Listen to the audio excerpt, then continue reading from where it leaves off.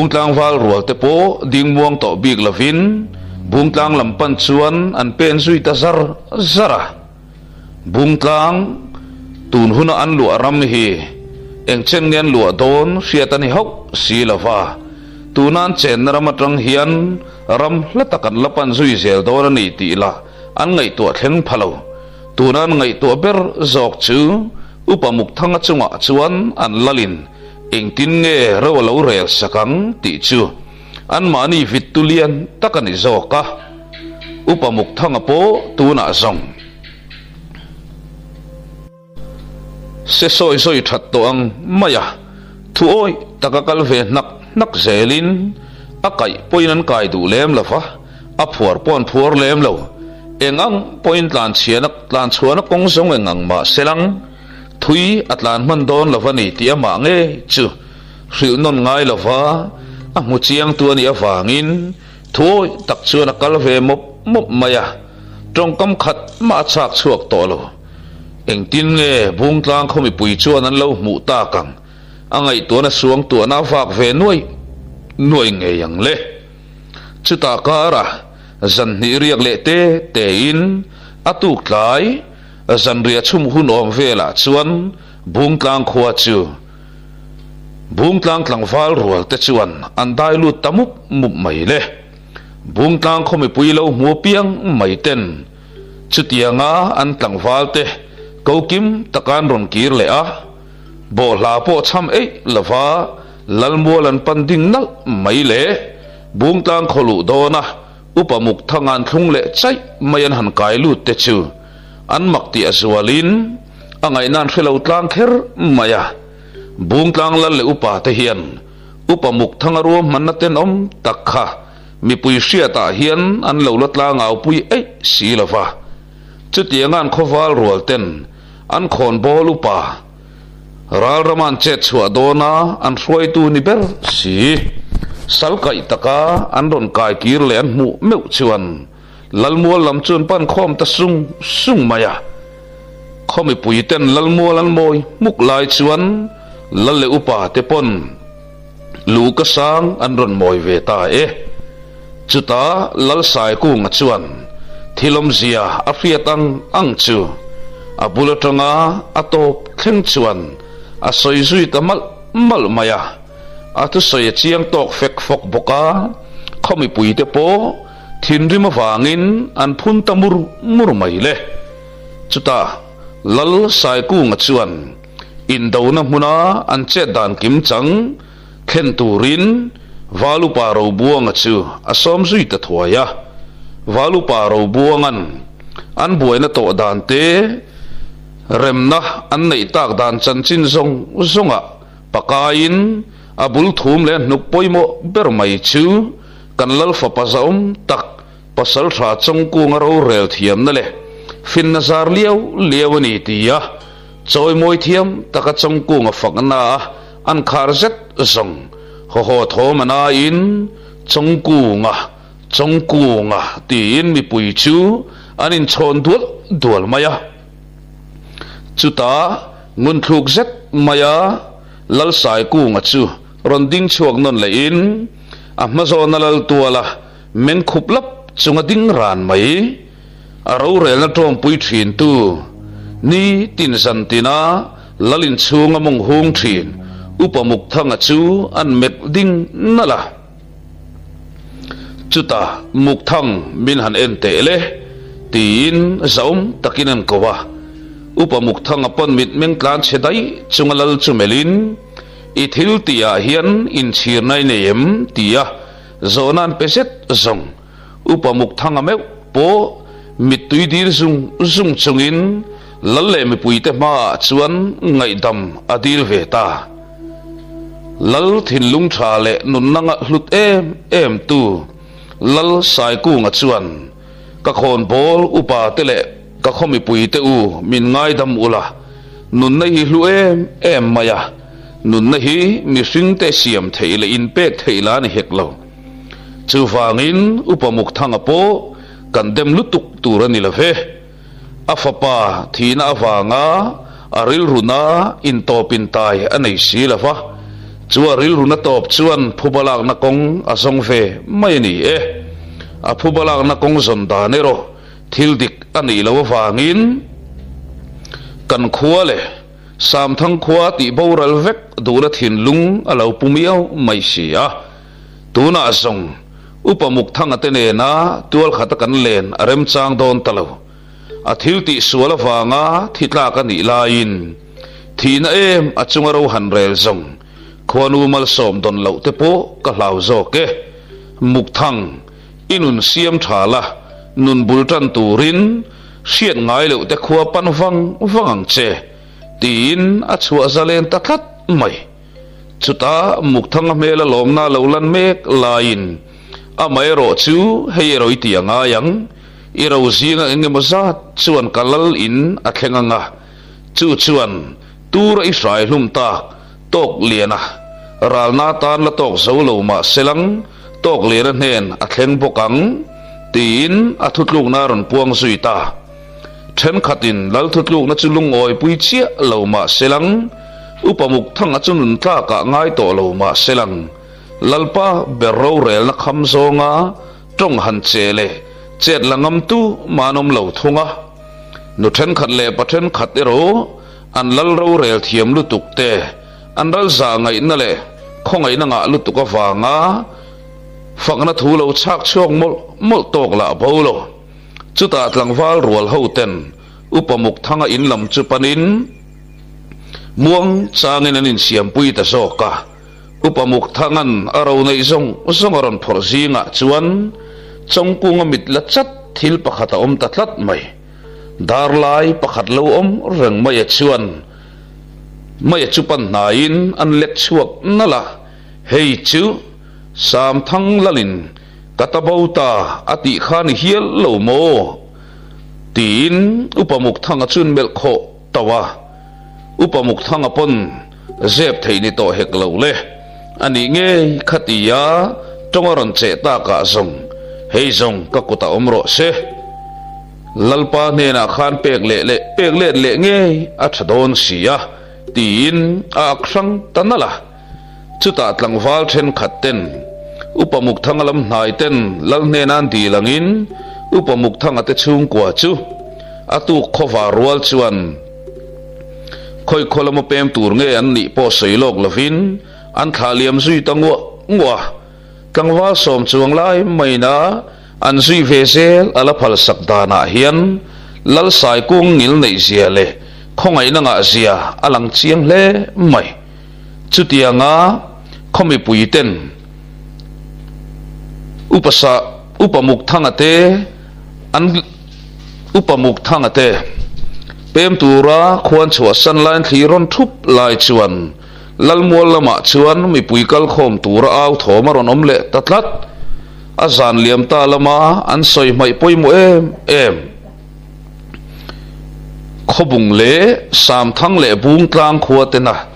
in fiam na ro puyan nei tur chung chang chu lal sai ku nga chuan aron tlang au puita ale chu zet zong bung tlang khowal rual te tan ngai no mani in nula ho tan la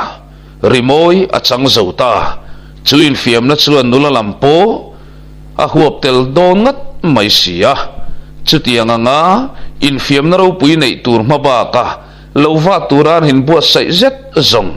an chemle sei pui han ta te reng chu khobung atiru ru to maya khobung lam hoi ngatin lova turin nulat langfal nu le pa an liam ta sung mai le bungtlang khomi puiten an malama muak tu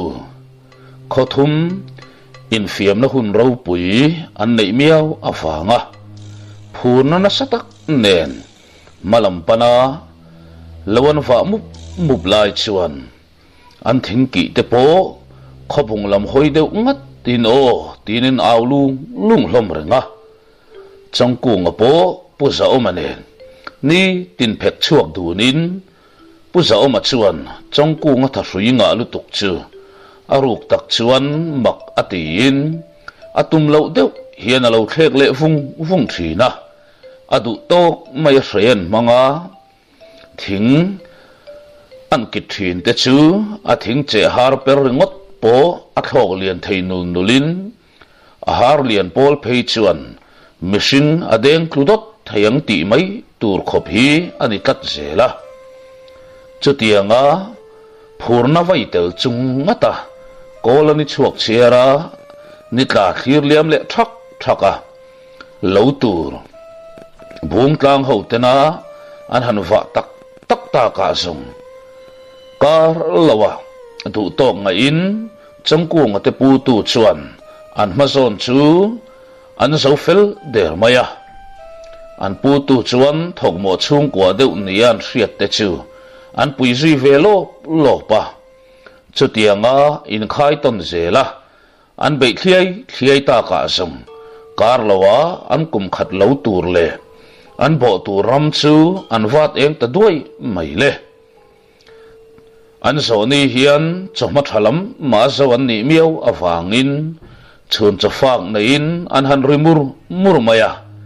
chutianga ma vek voka kholam pan tuma anin buat sai lai chuan tlangwal then khat le pathen khat ho ero ther lo eng ilote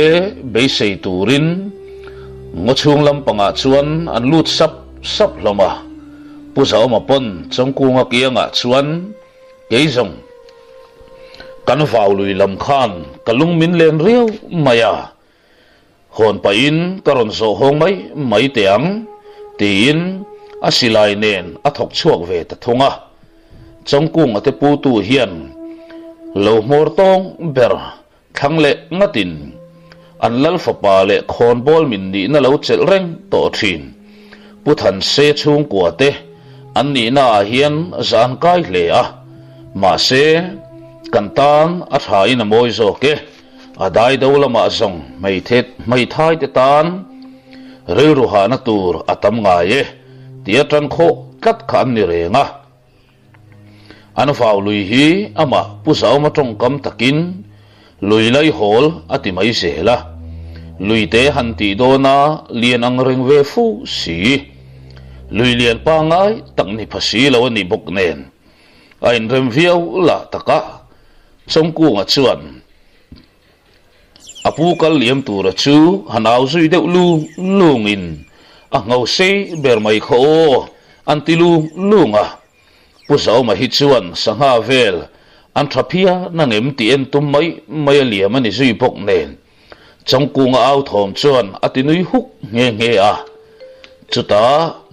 lungkham eng dangma nei lo chuan chu lui chu pusaw ma chuan a zo zui ta thawa ama alaf alai tha in ataksa alak chak thaboka ataksa ain zo zia alang chiangin in zo tak mai hian luidunga chuan aperkai chhozung zela tle ma li thalai deuh te chu uluk le zual hian an bia ka be siang nge yani helai mun phei chu chem te te hawin han vata sela an hlim pui viau don hi a avuak tak don phian mai thar va ek char tak kan han kai chawanga chuti huna chuan in ti hlimna ta na a that phian don hi ti in chakai vak chuak te chu an hup le chuta uluk zet hian an the kol wang thina li tan pai hau lo le ngal luimal som tak le bel takalo ni reng hi a tin alui zolaya thing lo tlukar lui atanga han ban phak mai lo deuh tur lui chunga in kham tlang ru mai thing lian fe mai chup melin han thut chol zok nan a it tangang ne tur ni aper kai chhozui tanala thopui la hamin vaibel zuk chol tumlo lo chuan anin tin to thuaya chuta a vaibel lak chua tuma akun zok lai chuan alui zo ma bak lama tang chuan tui han dai ri deuh bur thom hi aron chuak ta tlat maya chu thom chu mu chen tumin an dak chuak zui zoka a thil mua vàng chuan puso mà meu po a meng bial tako ko mai le amo lawe chu tiang reng sangal lian chu ala mungai lavin atha ati khur lek thei hial maya en chian lo phei chuan sangal ani lo ta moti mai tur rol hini in aposro mai le nga la alu te reng la chu arbom tia don thomoi hi ni mai le nga la chu tiang khopa sangal lian le ro pui chu puso ma meu pon puso ma meu po ati hoi buain atha ati sai ru ve dar thei hial mai chu sangal la chuan aron hoi ei lo le nga la ngen mel em mai hian aron butha mut mai boka chuta puso ma chu har chuak zokin kho sang phang kwala pasal tha te ho lo tlom fo to tu anu chui tur a om sui ngai lo a bodai zel vegim tu le choi bo tu ane ni nge yang tia a chan chinan soi hoi thin ngal pol nge mai chu angai to chuak ta chai maya ngal polai ni ngat zongin nang hi vengim tu san zong inei big top lawang le inu chui tur a om lo fo na chan chu luidung zo ilo chin wang hi ni le anga tia in herrem trialin ngal pola pon azon aron mai tavia wa silai mora hol phak don thoa chuan ngal pola chu ding ta chui maya anar len ta fut mai le puso ma pon muang chan na hun ani to lo ti sia in man mo tak chuan asilai mor chu adet en chuat tir ta thui mai le ngal pola po a be se hau lo chon na adon ta ka zong a obzui ropa lam ni lo liam ni lawang chu tiang anga hnaya mu pui ngei maya a thuak po hop khopa nola ni ta ka zong a ngoro pui na zong nen at lo thei tabig lo puso ma pon akap fu to ka ni ti chiang viau ma sela chu sangal len em na le ain rin tok chia lo na chuan asilai chu so tir zui le zotin a chian nan a zak doa tak mai chuan an zui le sak maya ma se a voi khat ka kha alo tok zo hle ani ti lan na chu aka chet dot ba chu sangal chu chele tu reng alo om to lo amak alien tia phun mol chung chuan a thut na thinga tang chuan a tol khazui zota a sa hol thu ka ngai me lai chuan a kalpel to ko ruama tang bok chuan kugrai rai thomaran chuak zui tatat maya puso ma pon chu kuk thom chu chon ve vatin chumin hu chuan kan hol thulianem tia ao thom chu an khopa sel loya salve thei pa ngai takani ti sunalin hei choi ti tui tham lek chuka thal ve miale tia chon pa chuan asaka churapin ladau chu a cham zui ta wanga ladau a cham zo felmeu chuan karei ngal pola la ni reng chuan zaom avahan makin avahan ro pui ngai vele ti thom lo chuak hlutin pusel loya chuan khoi nge ngal pola ruang rap ngat hian ladau ka cham nan ve ngat teng ka kum kho soi tur atling don to sia tin ladau chamin an thok zui vele wanga ato pa zong phung ati ve ta pusel loya chuan khoi nge kan te ngat teng tin ram hrui chuan pot duk pura ngal pola tluhuat mai chu ante zui ta vata e khai avumak em ngai ve ka sum kwa chuang kat mai tia pusel loi ri hlut chu pusa oma chuan a khai ta em thina che sela mi te reu riawin an hriang e tia lo nui sang in selo e pek ate khonga man chu an sum ve zata pasum lian pol tia soituran lo ni lo ve nen pusau ma pon asum ko chuang ani ti riat chuan mak ati in chutiang angre nga salulian le ro pui ala hol tlungai lo mai nelavin atluka sangal lian le ro pui a ngau sei chutiang ang chu a mu pola mungai tlat lawani adik ngat si a ngau te la chu kha pai pona sei tlat maya a koi kom vun to maya a hriam to kan yang atlete ufar mai le ngal chuta pusel loi chuan tikhan akap tu ni mana amuna hian lo thuta la ka han tlan thuai ange kan tlang wal then khat te kha lo phak mai thei turan om nuwa lin ka ring kan pania han chan chin po ni nek lo hi a ti le a khap na man pom reng lawa tlan chu rual nga lin pusel loi chu liam zui ta voka thik na thin lung le el rel na tel mi lo thin lung puchunga sel loi tlan wang chu a chak tok bokaniang lo vat zo tlang va le pa ho chu a phatanwal mai renga mi sam ni bor vel ne na ron kir le in an ron kir le thom chu ana in ngal pola mo ngal pola ma pola polte ya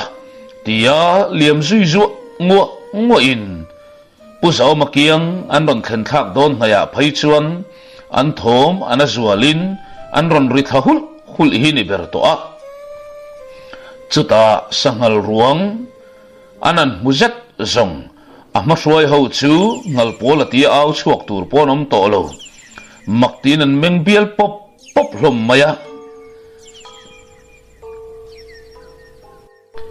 makti tak maya ron nai ngalin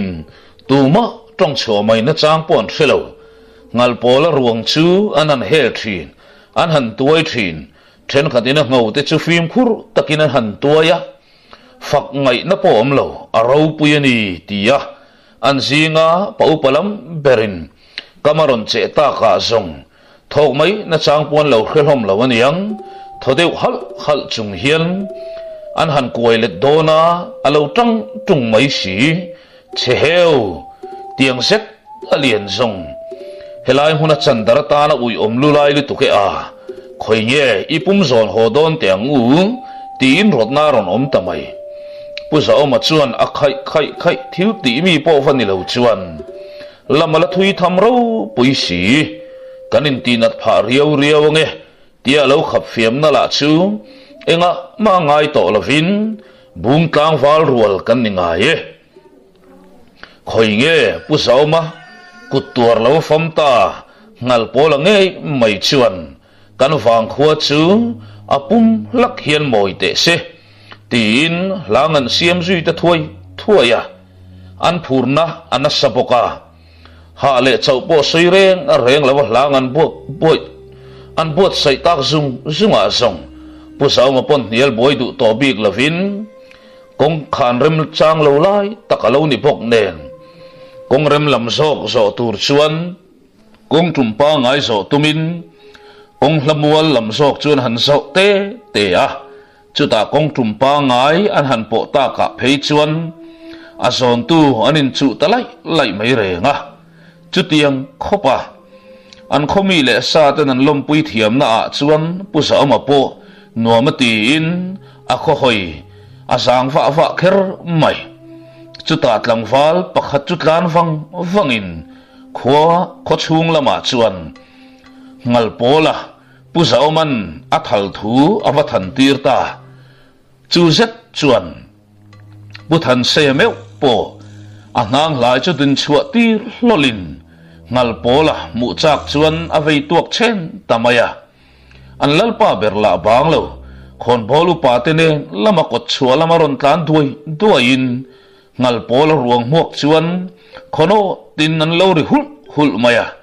chuta le tlangwal rual ho tlan liam zung bok nen kar lawan ronin oi thlengta ngal pola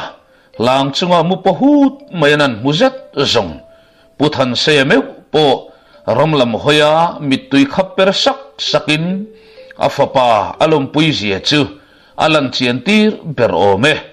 chuta puthan se in kotan han ngat ruau maya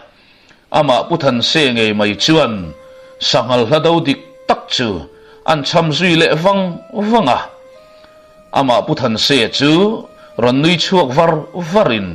khaile tikhan lalmual i khen chawang mu o lalmuala akhono tin chan ni ro se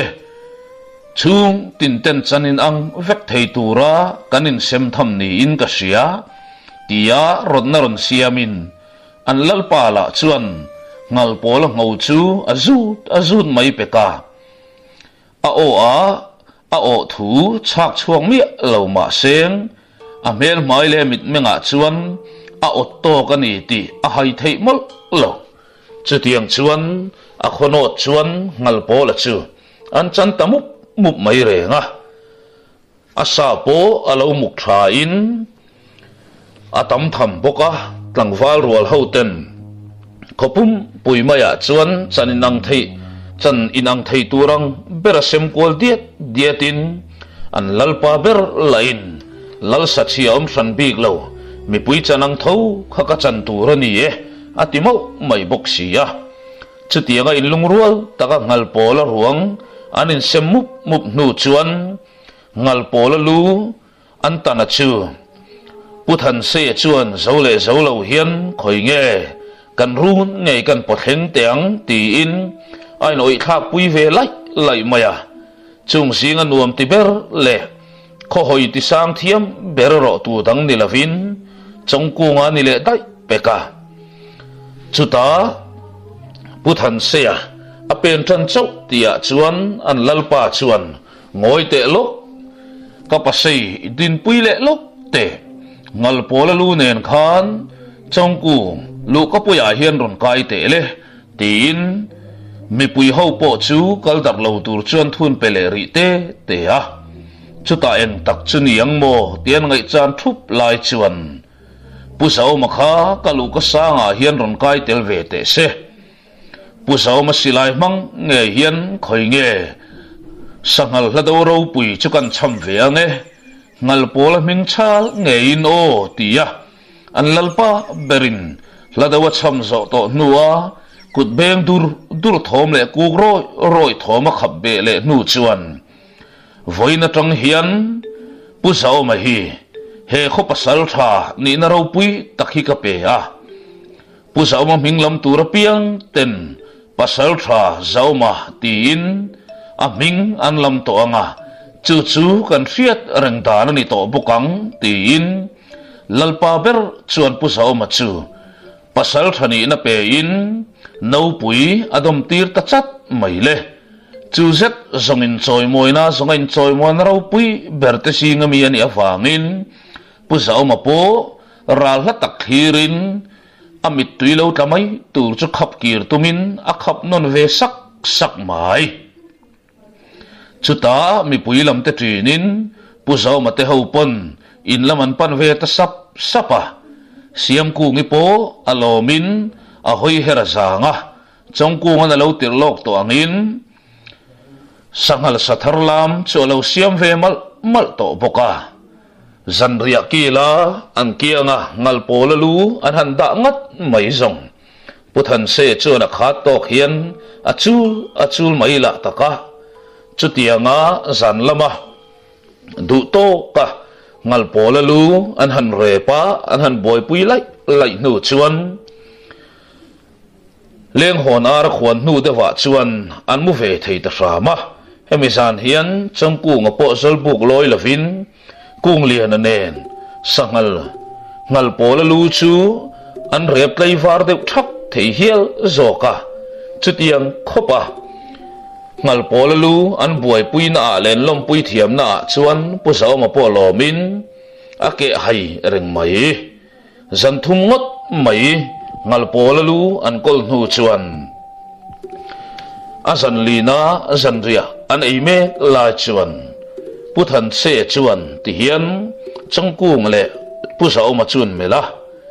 fa te u lo ngai tha te u kan lalpa hi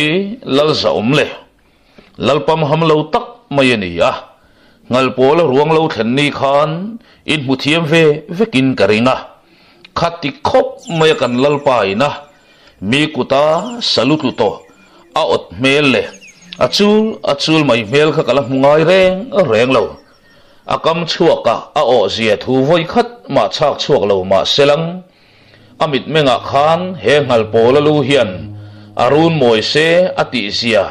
chiang taka chiar theina lang tlat mai sia tin he ngal pola pasal tha zawma kuta a fam tak thu hi khosang sang akang kai zel don chuti huna chuan ngal pola lu en tur ngot mai po hian khotam takatangin an laron thok chuak fowang chutiang ani awang chuan kan lal bangla hi moi mai ta selang ti hi karil ruwa chu ni a than sei ninang zaum enge ingai dan le tin afopa chun mel ding deuh ngata pasal tha zaum apon e kapa ingai tuara chuka tom pui song takani e kan lalpa che sia khangun takin kalau thli thaya zan khat po kha kol lova lalina damai kha karil ruwa hial zo kasin tia chana lo pek ta ka zong changku nga chuan kuang ko deuh than hian kei zong akap tu kanilova sei thei eng ma kanei love alo ti ve mak boka siam ku ngila chuan handa dai ro ka mu thut la hian ka phuwak zel le ngal alianin ra pom ro pui si lo ti dai mai le ngala chutianga puthan sean angai un tuana chung chang le athil ti duan sei chua a tu le fa ta dan lo pom pui thiam em mai chu alom ru em maya chu san lai taka an thil ti tum chu an lalpa siat reng lawa thlen tumin rom hannan siam zui ta thuaya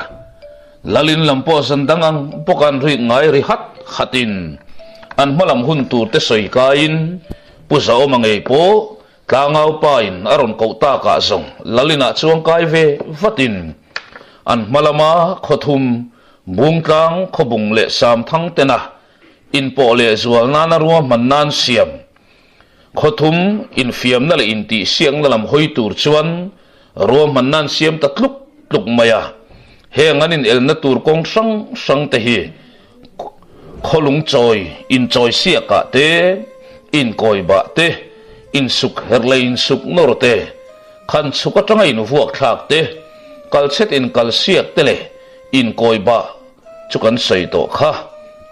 chung te chu ani miau awangin eng tin nge rom man kan kal puyang tia anhanin ron khom lai nu chuan pusau ma chuan kelalpa ka ngai dana chuan indu sakbik thil thei palani ani zong adu sakbik tia inti vui vai mai lo thilani awangin kei mani khuwa nge hian kan khoi wa fe chuak tur khanna nei masak atha in ka sia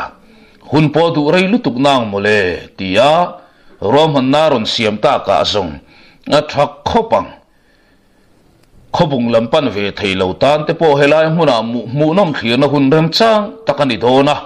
tia upadang tenan ron thlop tak zata chuan lalpa berpo chuan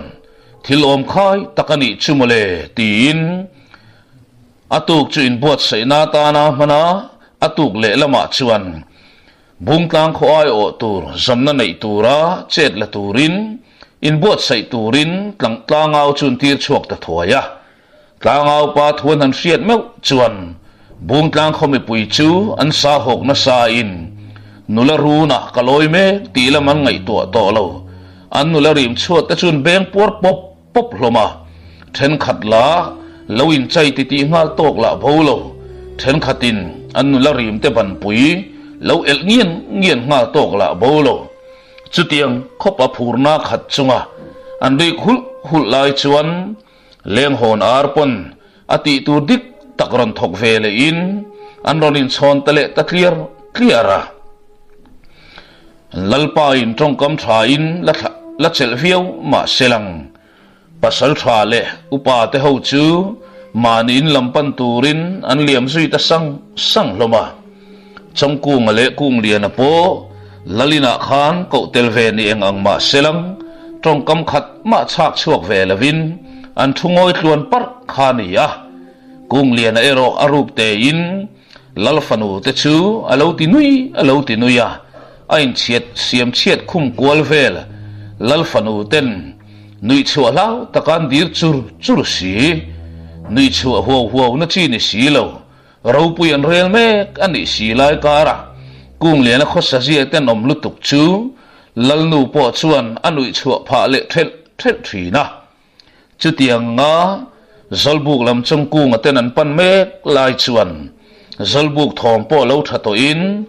valupa te kam chuak chiang zo ka ngai chan tumin valupa ro buang a vai bel paktal tal po chu arei an ti to in nga lel mel em hian an thir dau hloma chuta valupa ro buang a chuan tia din chu luai pa tlang val ho te mel kualin tlang val ho te la tu ma trong chuak nga manom to lo valupa ro buang a thil sei chu an hre chiang lawang ti hlau taka an beng an chit thap lai chuan kan zung le lokange an ti zet zong an e dul mai renga pu valupa ro buang e ro nui hai chunga an ding khomwang le in lal le upa te ne na an thu chuak dik tak le kim chang zo ka chu a soi chong ta dap maya he huna hian kan va ya kal chuat he ni don lova kan va ya kan kal chuak vekani zongin a chuan mangro re don lutu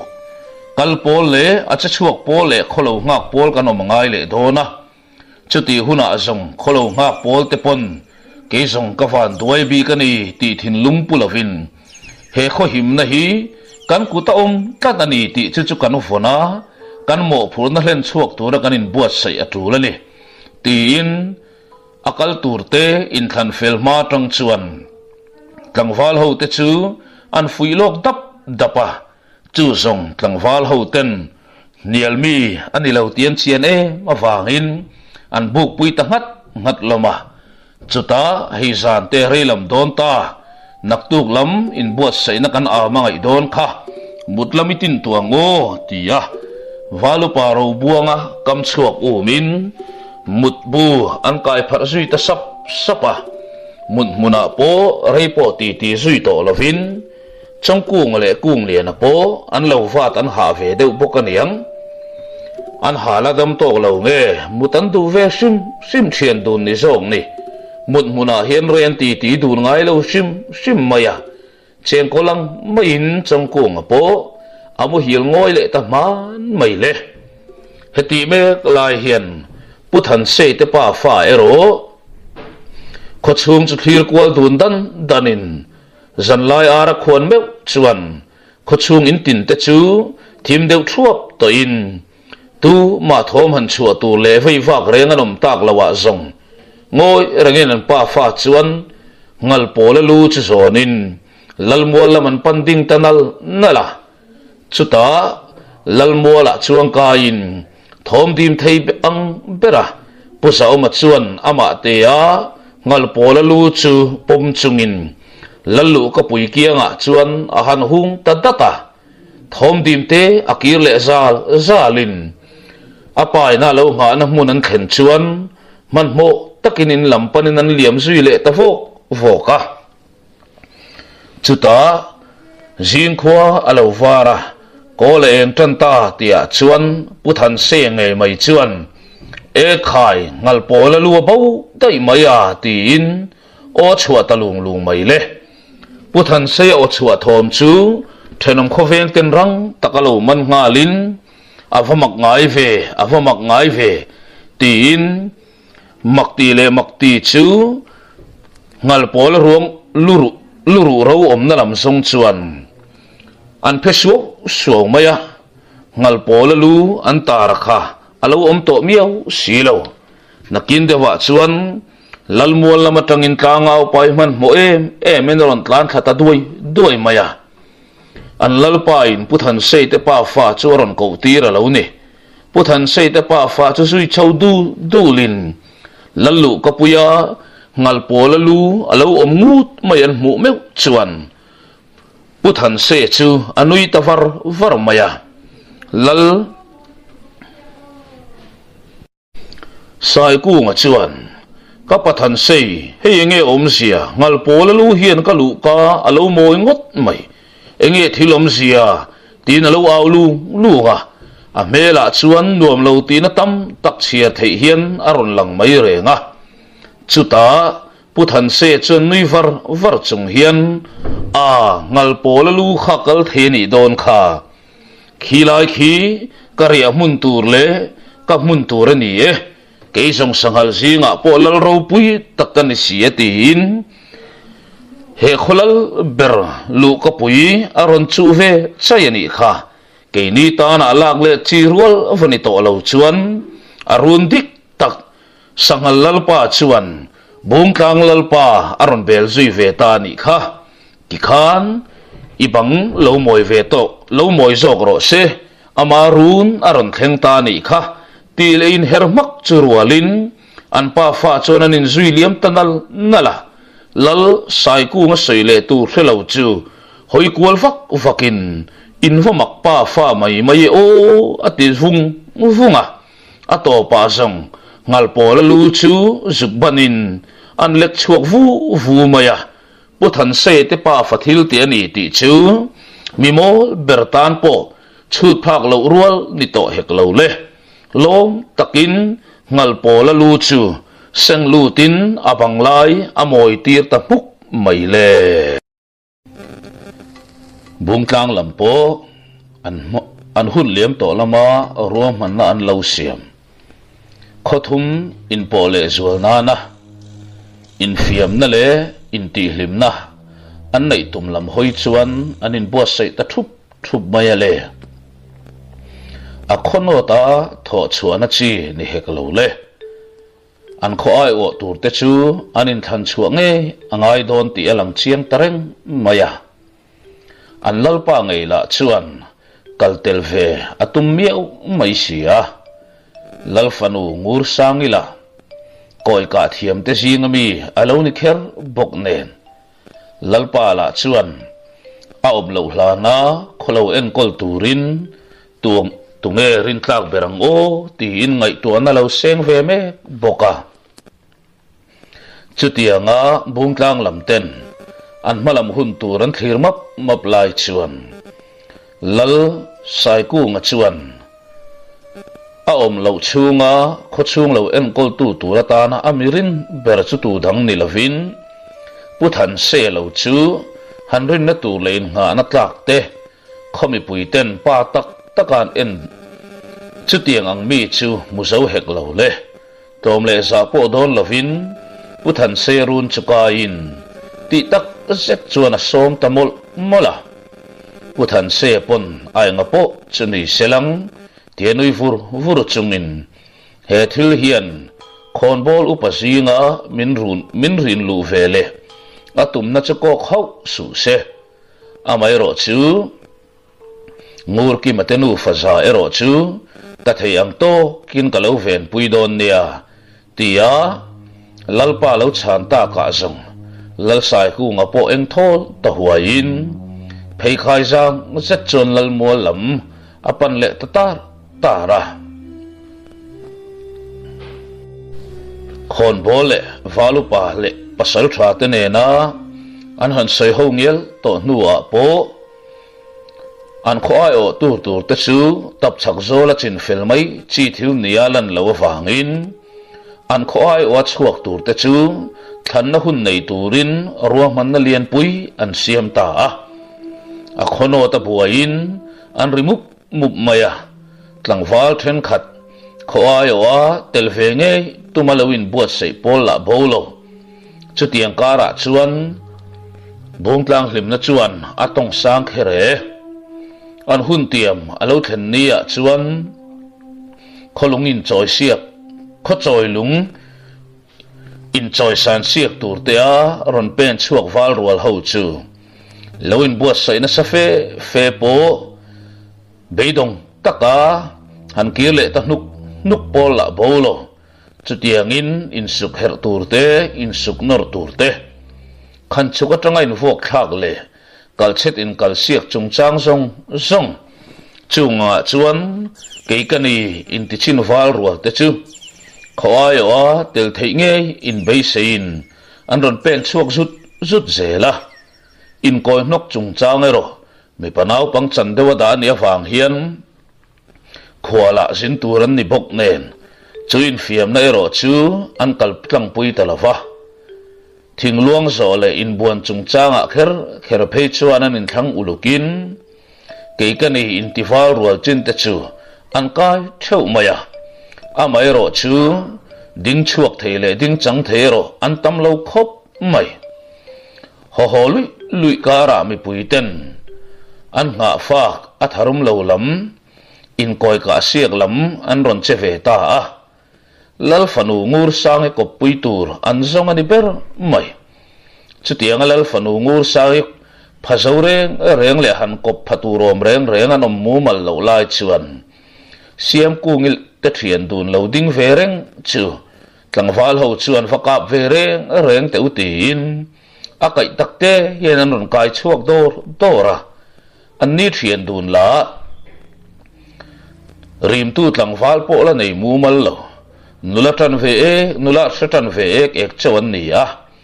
amai ro chu an pum ruwa len that thu chung changa ero an khonula a hian an mani hantiat phature ro an wang phat to thunga chutianga rim tu po la nei mu mal lo tual lim lo zet mai pahni ten ron pen chua ta ka zong nu le pathen khat phei chuan khol nula emo an ti kha an khotwal mi an lo ni sia ten thre chiang ve chawa chutiang angkara chuan siam te le zaka pipon koi chu an ron hum ve taran mai le chuta chuan siam te chuan an tin vanga koi chun kap chuak ve ta le akut chu lo zon samai chu ni in akap vung ri ler thei tamaya chuta zet zang mi pui kut beng thom chu na in zaka pila alo duai lo na samai chu ni in lalfanu ngur sangi an pathuma an han tang khom zet zong ho lui thom kara chuan du lo thang fiam tol pol tok la bolo chuta zet chuan siam ku ngi le zaka pile ngur sangi mai ni lavin a boruak ngam deuh hlek turata na tin an nu thloi par booking e mai chu chirtel makin par buki ho na noya koya han kap le zet zong aka futle berma ni selang par buki thom chu thanga le mai renga mi pa ho te thlir thei tura apuan venan soi ching apuan bian soi ching lui vel te zong pa le tlangwal rual ho an ho lui maya chu chon boruak lian takasiam don ani ti alang chiangin siam ku ngi te thian dun mai tai tak mai khopan han tang mar te phei chu mu nom hitling em maya lal fanu ngur sangila alo duai lo sai lo fanu ti taka ano senso maya nisa poina em zen mel po hipulo hian akal no ngel mai bok nen so zong no maya ka ve thei lawang ti tur khopan wani lain akoi han kap chuak tere reng mai chu aving fur mai boxi a chutiang kara an kho ai o tura nulan han khan chua te chu an chuanom tlangin mela le piana po khoi khuwa ma hian an tluk tura bi reng an ngai lova chutiang kara chuan kung lian a po in suk nor le kal chet lama kho ai o tura loin paltling ve in suk nor chung changa kher zong amani lama puthan seya in suk nor dan kong alo zot lok le puthan se ne na tanga alo sir lok chu ati sual talo top mai ani reng la taka puthan se hi avang lai po a kho khat in suk nor thiaman sei khan ve sim maya palian pui ti han sei tur chu ni hau lo amai ro chu puthan sei hian a in nor pui te reng pir kan zo lo nei tlat zo lo anei lo tlat mai te hi an mak ti atlin thin renga in suk nor hi ni reng la taka athiam lo tan chuan tha hrui nga eng ang ma selang an tan vak nakara hian athiam zok ten an mani tharing hian an el thal tol zel mai reng la taka chu ngai mai chu kung lian hian aron sir chuak katani chong ku ngai ro in fiam na adu duatel thein zalen na an peringot maya achan chu engdang ani lo chong ku nga aya tha hrui nga bungka nga hian an om tlat lewatin ni pusa o mangai po thingluang zoa in elna tel tura in rin lut ve in chutiang kara chuan an kho ai o tu turata na an than chua zingmi za oya apa ina atong kam tina athana thak ti war em awanga athana thaka tian ko fiam ngei maya chu ngei mai chu khan chuka tanga in vuak thaka kher chuan a chuan omin aria kuldan mai bok nen ama la mel thalu tuk lo chi lo ni boka anui song reng mai bok nen chu chuan bo ruak siam lianin atu maya chuak thei tura in buat sai an ni to boka lalmuala tang chu ni pui ho chun trin ta sunga kung le na rot na an do na ni ngat mai kung le na hian an lal ne na lalpa khothum khal khom tur kan ni a ani na taka chuan khobung lam hi na satakin an lo in buat sai ve ang ti churin ome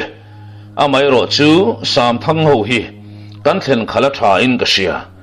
anni kan thlen khala ni ngat chuan i thlen in chung changa po kan du kan lo thang thei do na tin kho to la zale nin kan lo man bokanga thil thatak ani long mo tia rodna siam chu lal le upa te pon om anti pui viau maya kung len thil suang to da chu tharia wa sia in lal sai kung ruwa manang chuan atuk lama khobung lampan tur chuan akal chuak tu ro mang chin chu anin bo sai tamap mapa heti lai kara hian engma thut khen thei thu la tin puthan se rot nangin kangwal som thum chungot mai in fiamna tel ve tur ni lem lo te chu an lal le upa te mai nilavin an kho ai o thok chuak te troi om tur chuan anin bo sai mup mai boka chu tinga kal ve tura than chua lo te pon vuile vaya eng ma la lovin kholo ngak turan nei zia le an kho him na chuan ko ta om pakhata nei zia an ria chian em awangin akal tur te chu du saknan hlan sap hloma chu tianga atu khwa alo fara tuk thua nei khamalo ni a lalle upa ten lalu ka puyan ron moi ta ka song akal chuak tur ho te po tu ma tai bi kom lavin lalmol chun ron moi sui ta thup mai renga chuta chuan khon bol upamin ron ding chuakin du saknan ron hlan sui mola chuta lal sai kung a churan ding chuak vele in khua a om lo san hlana azin bo hlana thu chia than khen na tur chu puthan se ani chungchang a sei chua meu chuan me pui chu an ho dur maya puthan se an pa en zia chu alang chiang in khon bol min le upadang tepon puthan se chu an lo pa en vekani ti an hoi hera chuan alang chiang boka puthan se po midang zonga chung te dang zong in fiam na huna khobung lampan vek turan ni awangin lal nuin ti tak setin alo som kher bok nen lal pa om lo chung zong atu le fa te uap turang semin lalin chung lama chuan ain son lut ve lo thei talwa lal fanu khwal khwa kal vet lo tur khwal khwa kal ve lo tur zok le ngur kiman an ran chung chang te chu an en kol hne via winarin ome chu tiang nga du sang nei lan ton zela pen chuak mupin khobung anti ta mut mai le an ke pen tin reng te chuan khobung o bung ati phei mup maya chu tianga kholung doa han ding mong le zetin man mo lu tuk lem lovin mei chia enge basat an kal tel bok nen khobung lam hoi chuan anin chir chuak tangwa heti la hian chongkung ale kung lian ate ho ero pusaw ma hovin mi puinol rual ni lovin malam hlafe a chuan an lo vakal lok dai to a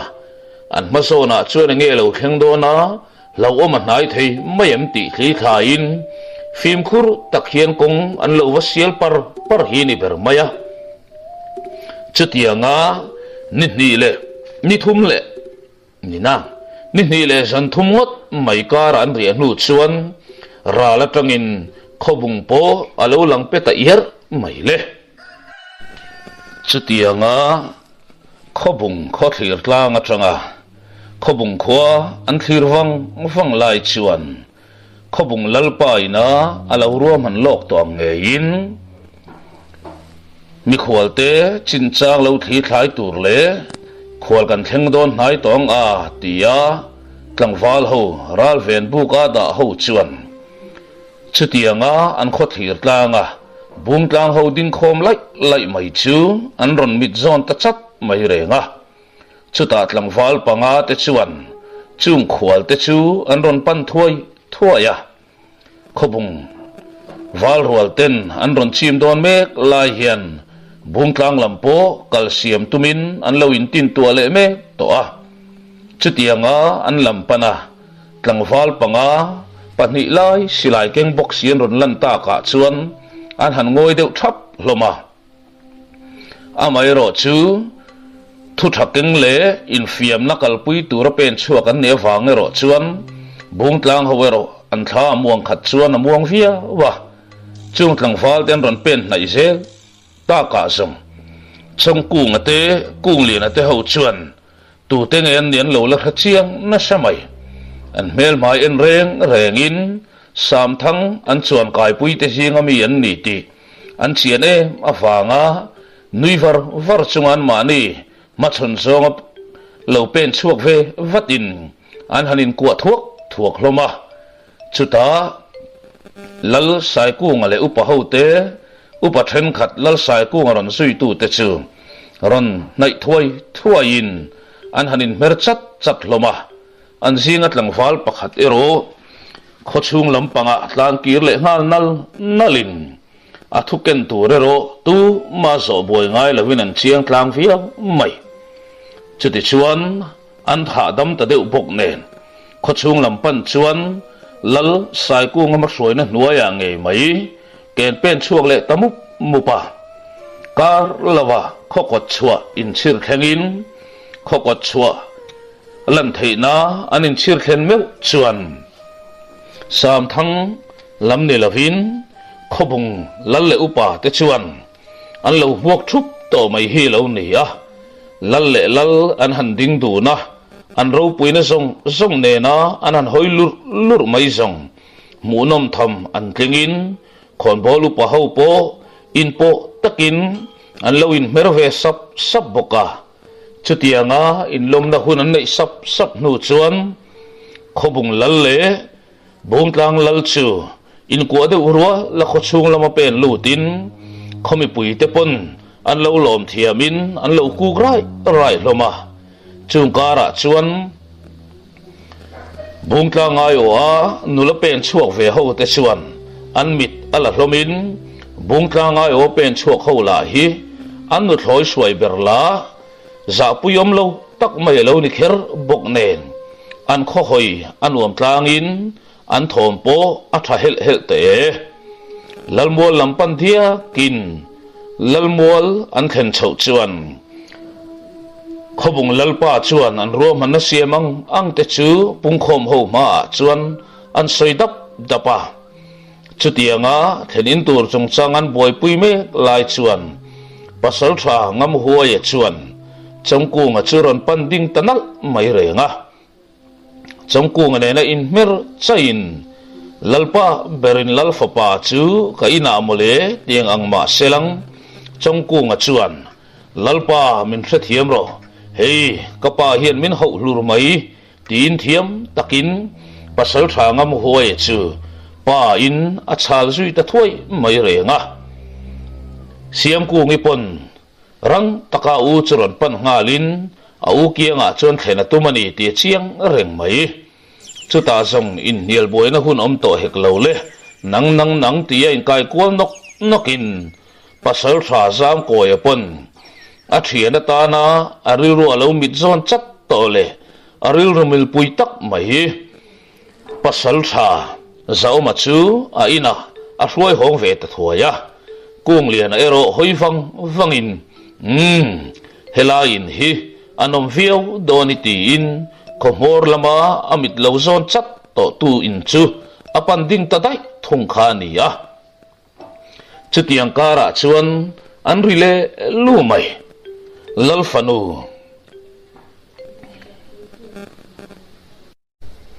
sai za mi chuan atirte atanga amit lanal tu chongku nga pasal thangam huai ruala pen liam vak bai cha thlir zui vangin chongku nga kianga nula lian ze zuwa mai tlang thafran maile ngau podeu phak maikal ve zel chu aruk tak chuan athik ruhal em maile ngala heti mek la hian pasal tha ngam huai ero chonga iron thleng tapoka zanin lam nge nakzan lama niang unau pa zam koi fanu chukan han ri mango tin anui ngal kura chuta siam ku ilam hoya adara ku asak pain ka fanu ina thengang chen nga yang cheo hei unen hian tin pasal thangam hoya chuan chongku ngananu na chandan te chon soizung zunga siam ku ngipon pasal thangam hoya chu aneng ngal si mai renga pasal thangam huai run an han loi zet zong chongku ngale siam ku ngi ne zatlat engdang ani lo pasal thangam huai chu be sei bo ni to nuwa atlai khon honu pui nei le chau ti taka an lo la chang che em mai hi lo ni a fa pali nei to in au paper po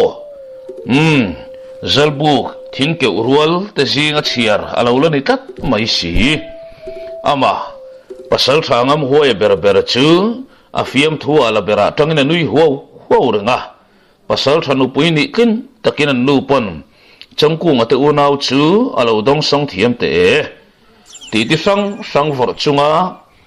anin kom lai chungin zanri e lo hunta zanri e khamalo nia vai belan han zuk chal fang nu chuan zalbuk po ikai boy ri lo mai donem ni tia ngam hoya rodnang chuan chongku ngapon ni e zanrei lama kan kai tho don alom tin pasal thangam hoi ne chuan ti phungleng an soimol mola siam ku ngero nula fing ti taka pasal thangam hoi fa te chu alom thiamin anni la chuan chu tiang anga nula mel tha ngai na tom em mai chukar lawa ngai na thuain anin pom chok ti che mai le nga la leng le na ron khuang lang nu chuan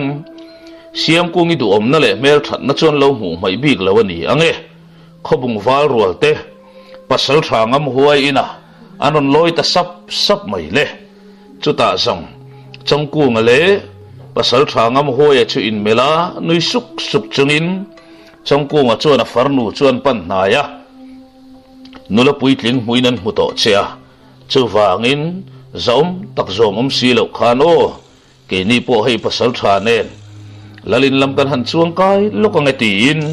a farnu chu dan moi toite silin a chu asan zui ta thuaya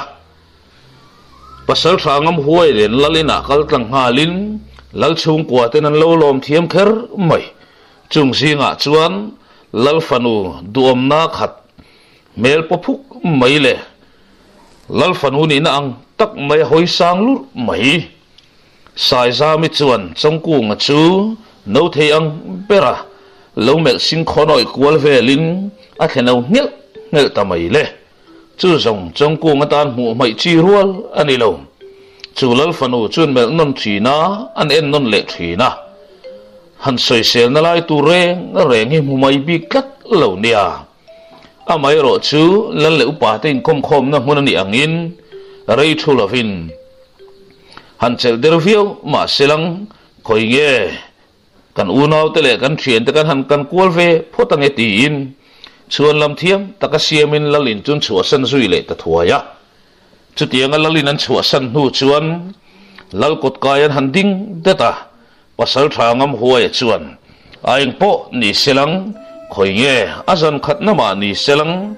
kan khon ulam hel tha chu irim ve chom mai tiang o tin pasal tha zam koi run chu an panding tanal mai le an pen konga kung lian atene na in tokin kung lian anen chuan kung lian atenen pasal tha zam koi in chu an panding tanal maya chuta ngam hoya chun ma hruain pasal tha zam koi te runa po afanu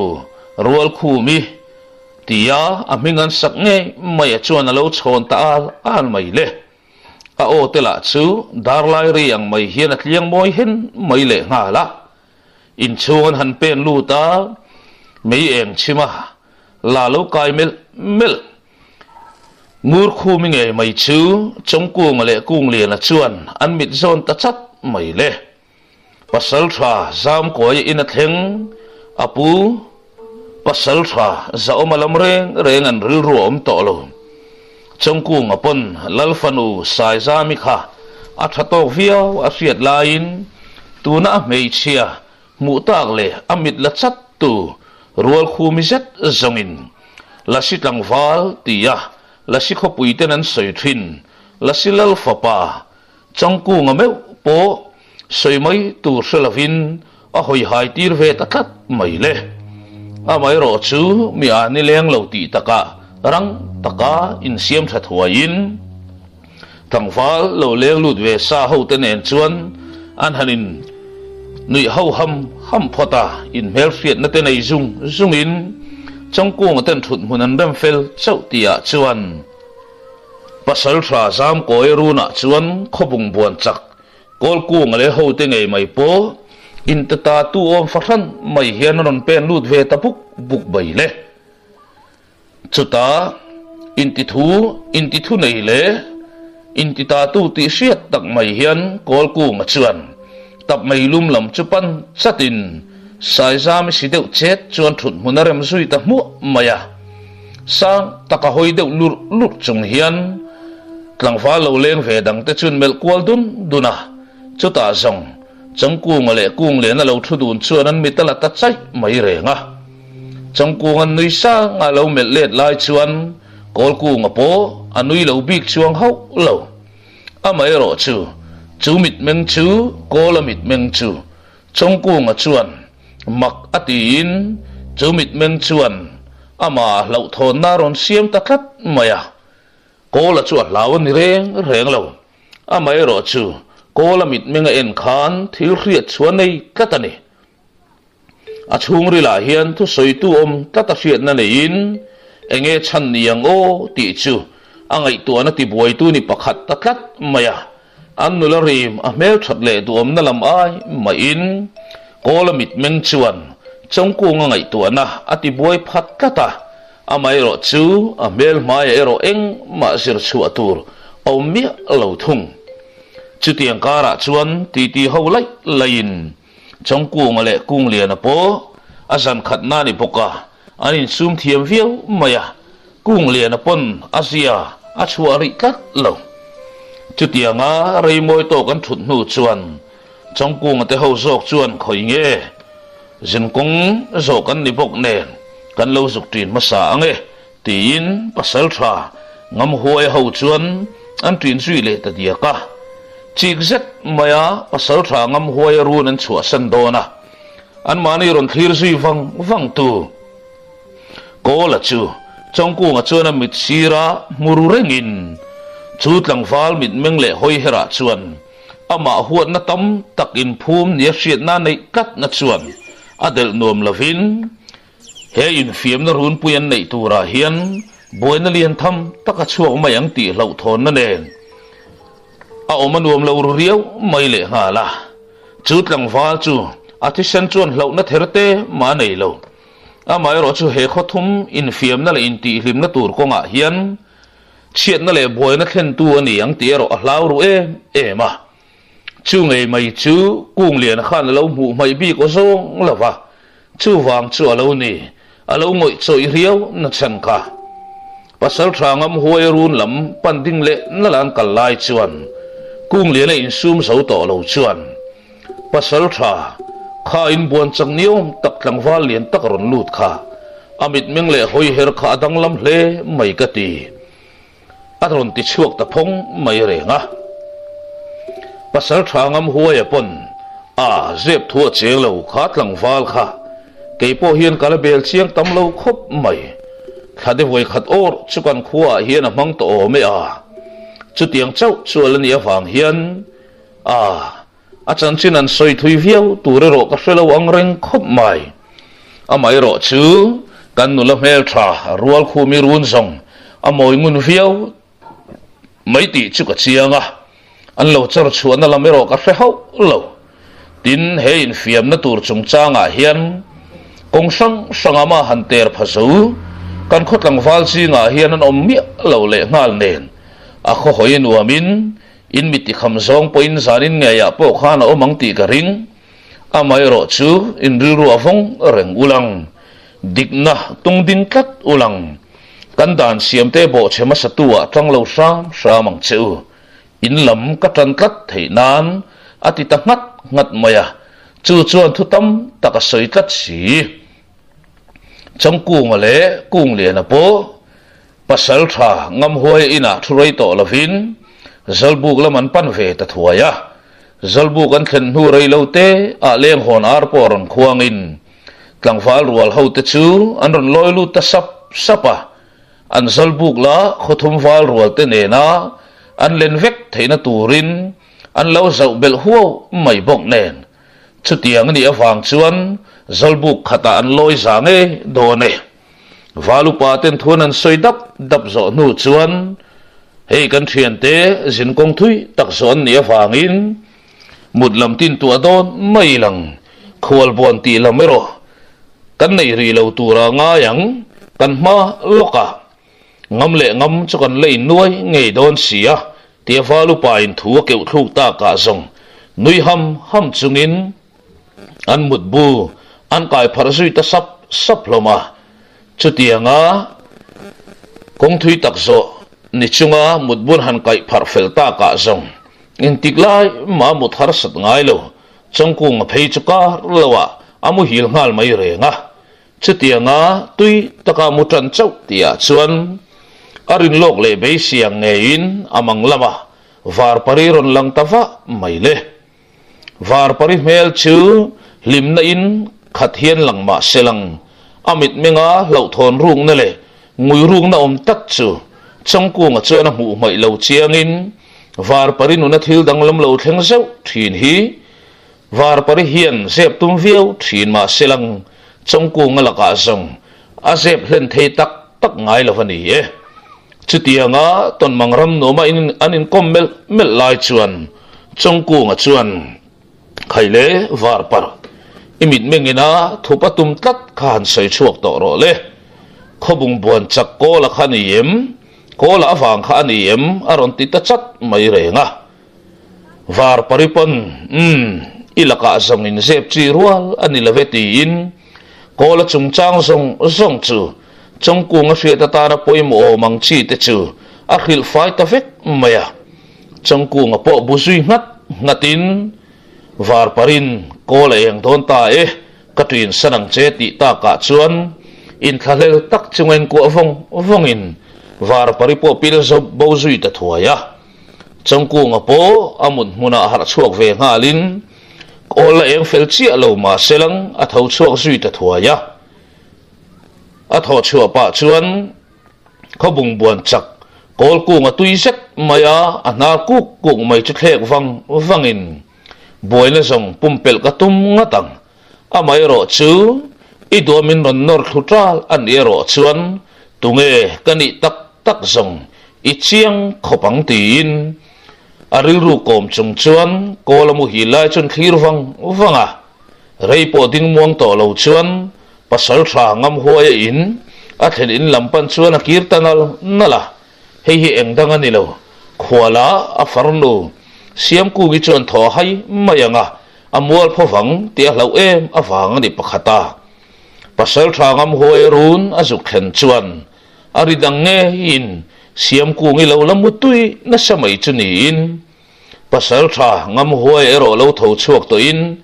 meinun tu alo tang le wang to a hei hi tuk tin dan an ri tat sia ama han tho chok tu tur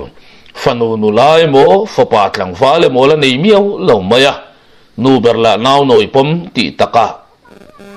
alo lamu ang phu mai bok nen rang takin chong ku nga chuan a farnu chu an kheu har thuaya siam ku ngi po rang takaron tho chuak nga lin a thut mon ve det nu chuan tui la in pasal tha ngam huaya phallo chung chu tui khur lampan alian tuminen bua sei ta thuaya chongku ngan khoi nge ka sukal puyang che atu khatna song nuami ti tok lo da nge tin an unaw chuan tui khur lam hoin anin chir chuak ta thua ya zarin chumin se thiam mai te u kanom samme lo wangin ka ziak mi alawa ziak lavin ti hian ka record pop maya angai nom tok don lo ti ka sia mai ro chu nakzan lawa chuan adang le zar tong ti min lo riat sak ulang ka duwa chu kan sei lang lok ani kanin puang talo lo ni chu ngai nom don lo dewa wangin idu to kang le